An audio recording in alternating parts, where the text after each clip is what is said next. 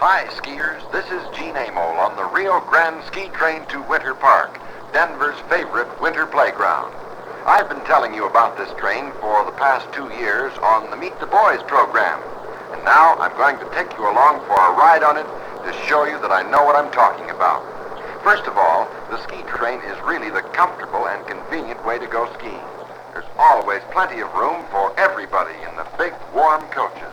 And regardless of the weather outside, it's cozy and pleasant on the train.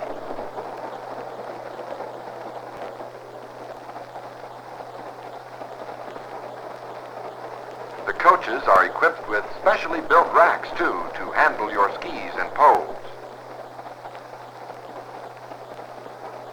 There's a spectacular view out over the plains for miles and miles as the train climbs the face of the front range.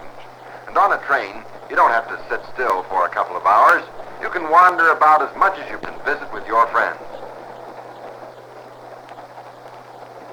Or if you want to catch up on important reading, here's a good place to do it.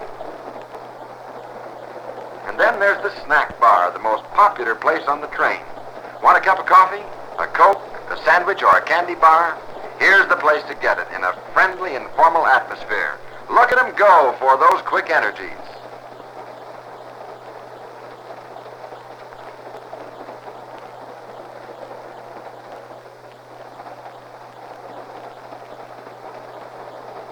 And the ski train is a wonderful place to get caught up on the latest gossip and tear all your friends apart. This looks interesting. Let's listen for a minute.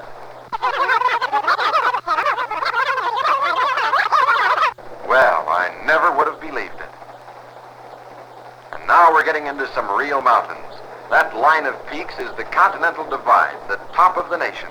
We'll soon be going right under one of those peaks through the Moffat Tunnel. The ski train passengers are just one big happy family. They're all interested in the same thing, skiing, and introductions just aren't necessary. Everybody just mixes around. Well, almost everybody. This couple is being a little antisocial, except with each other.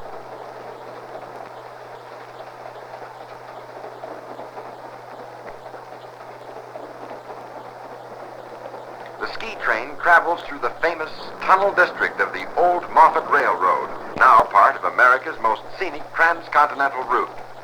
Before reaching the 6-mile-long Moffat Tunnel, the train passes through 29 shorter tunnels.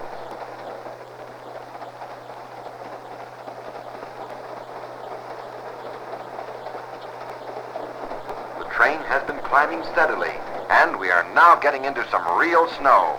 And that's what it takes to make good skiing.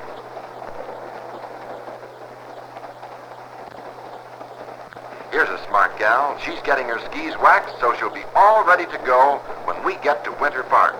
Another thing, you can get your tow tickets on the train, too, so you won't have to wait in line after we arrive. Several hundred skiers are going to land there all at once, and they can all start up the hill just as fast as they can clamp on their skis. Hi-ho, it's a wonderful life.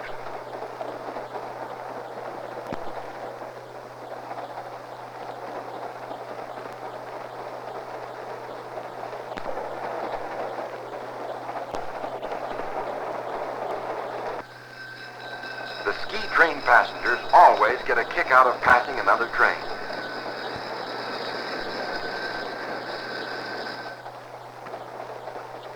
Look at that snow. Up here, near the top of the world, there's always snow in the wintertime, so there's always good skiing. I don't think this couple has moved an inch since we saw them last. They're slow readers, too, still and the roto section. It is nice and restful here, and in steam-heated coaches, you won't be chilled before you get started on the slats. You'll appreciate the train when the day of fun is over, too.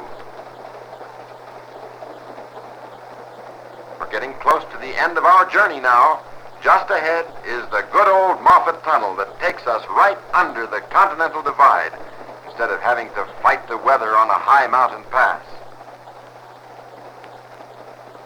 The block signal says, "Come ahead." There's just time for one more quick look at those mountains. See how the wind is whipping that snow around. and in we go.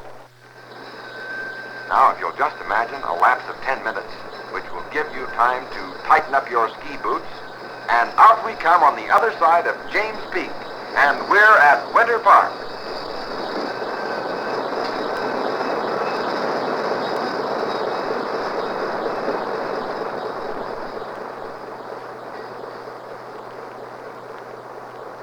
Well, it won't take long now to gather up your skis and poles. While you're unloading, I'll give you a little fill-in on Winter Park. Briefly, the course is owned and operated by the city of Denver for the benefit of all who like winter sports. There are 7 good trails from a half-mile to mile-and-a-half long, graded from novice to expert. Then, there's an excellent slalom course and a 35-meter jump. 2 electric T-bar tows in series take you up to the Sunspot, the popular warming house at the top of the main trails, 1,600 feet higher than the 9,000-foot elevation here at the base. Another T-bar and several rope tows serve the instruction and practice slopes.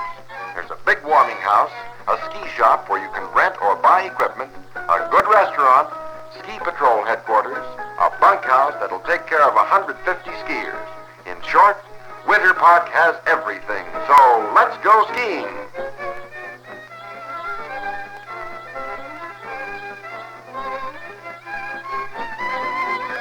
This isn't a chow line, it's a tow line.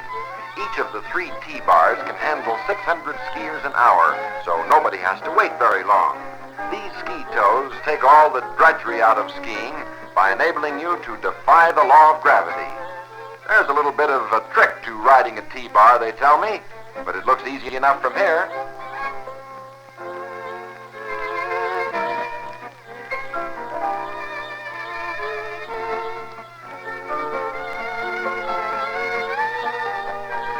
This tow takes you up to the start of the highway and parkway trails and the lower sections of the Balch and Hughes trails.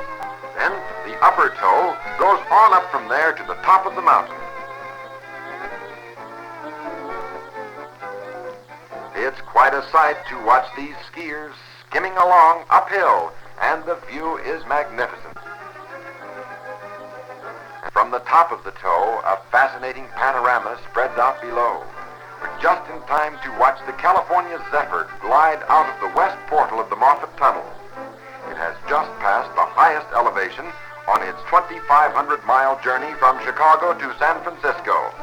I imagine the fortunate travelers in those Vista domes are getting a kick out of watching the skiers at Winter Park. I know I'm getting a bang out of watching the train.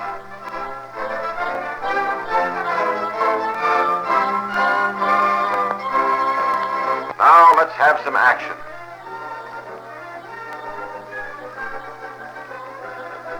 Look at them go. This is the bridge trail. It's tricky enough to provide a good run for the experts, but not too tough for the average skier either. But maybe I spoke too soon. Ouch! There goes another one.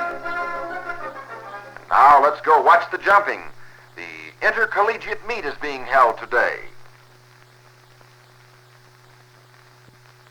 The big thrill in skiing from the spectator's standpoint is jumping. No sport is so spectacular to watch. This isn't one of the longer jumps, but it's a good one, and many champions have trained here.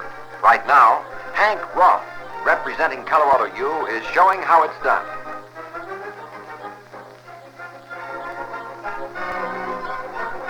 This jumping looks easy. All you do is sail through the air. Of course, if you're a little off balance when you land. Now, if you really want it to look easy, let's take it in slow motion. Here's an example of good form, and in scoring for jumping events, both form and distance are counted, and there's a reason. Good form usually means a happy landing. Poor form, like this, generally leads to a spill. Ouch! I'll bet he wishes he'd done that in slow motion. Say, that's an idea. Let's let him try it that way. Isn't it wonderful what you can do with the camera?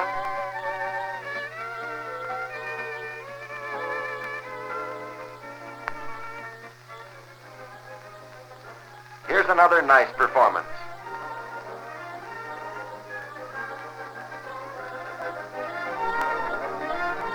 And here's the best jumper of the day, Crosby Perry-Smith, from Western State College at Gunnison. He's one of the country's top collegiate jumpers. It looks like there might be a storm brewing, but that's no deterrent to a slat-happy skier. Now that the jumping's over, most of the gang is heading up the mountain again for another run. The toes are certainly doing a land office business today.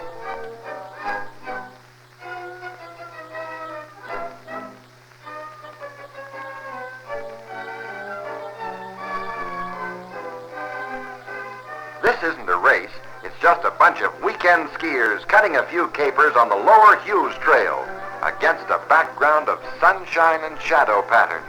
Ah, this is the life.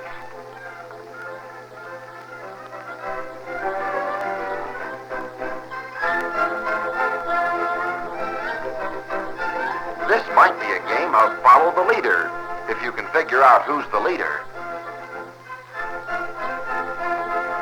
Skiing is a sport for the whole family. Nobody needs stay at home. Even those who don't ski themselves can have a lot of fun at Winter Park watching the others. And it's so easy and economical for the whole family to get here. The ski train runs every Saturday and Sunday during the season, and the $2 round-trip fare makes it a real bargain.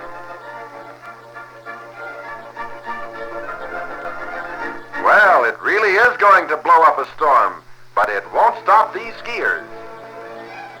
Here comes the first contestant in the intercollegiate downhill races, taking a fast line. This meet, one of the several held here during the season, has attracted a lot of interest. There are teams here from 5 different universities, and most skiers feel it's well worth taking time off to watch these boys perform. Here's a fast finish, but sometimes a good run can be ruined by a spill at the finish. He gambled on a fast line and lost. It proved to be too fast.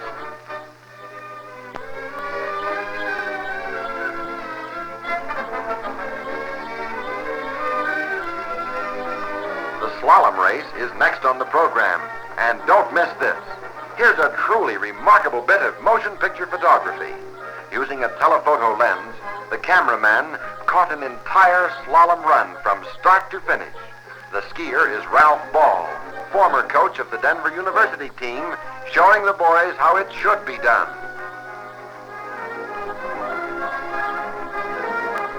A slalom is a sort of an obstacle course. The skier must follow a prescribed path through a series of gates and flushes, marked by poles and flags. It requires real skiing skill, quick judgment, perfect timing, and muscular coordination.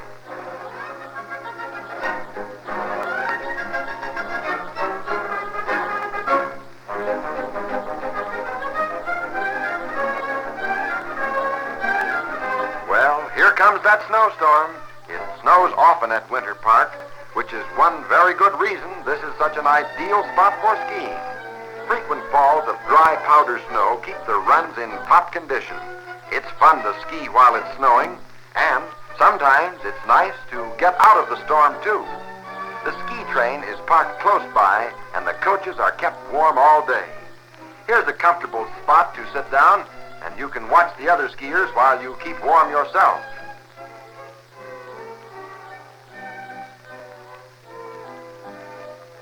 It's a swell place to appease the appetite, too. And now, I'm sorry to say, it's about time to head for home. As soon as this westbound train clears the main track, the ski train will be starting back to Denver. Right now is when you'll appreciate the ski train most of all. No icy roads to worry about, no blizzards to battle. Trains run regardless of the weather. It's always warm and cozy on the inside. You go home in solid comfort after a strenuous day. Parents of teenage skiers appreciate the convenience and the dependability of ski train service, too. It has saved lots of arguments over the use of the family car on slippery mountain highways. Well, here's our literary friends again. They've managed to collect a little snow somewhere. Perhaps they sat down in a snowbank to finish the funnies. Like many others, they head right for the snack car when they get back on the train. This will be a busy spot all the way back to town. There'll be a lot of tall tales told here before the day is over.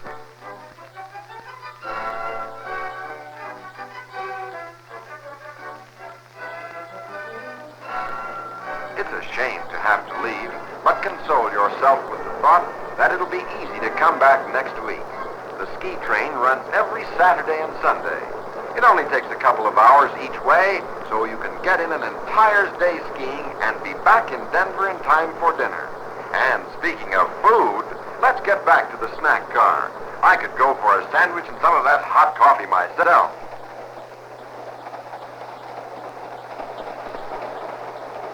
Sooner or later, all your skiing pals will be stepping and snacking right here.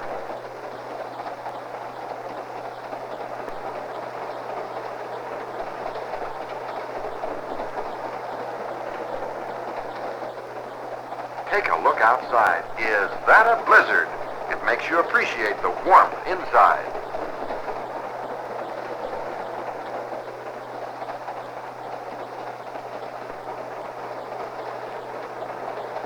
You know, skiing is great sport. Besides the fun, it gets you out in the open. Wintertime in Colorado is healthful and invigorating. And to top it all off, it's a real pleasure to relax with a group of congenial companions when the day is over. If the snack car is too crowded, there's plenty of room in the steam-heated coaches. A lot of the gals bring their knitting. Others read, or visit, or perhaps enjoy a hand or two of bridge. Looks like a cinch for 5 diamonds. There's a cordial atmosphere on all Rio Grande trains, but none can match the ski train for friendly informality.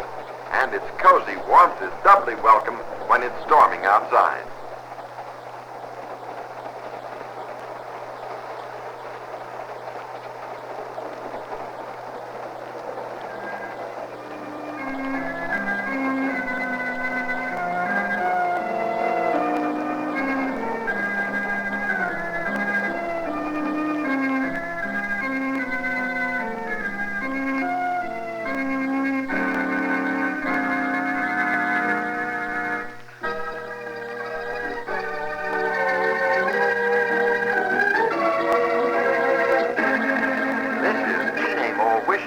Many happy days on the ski train.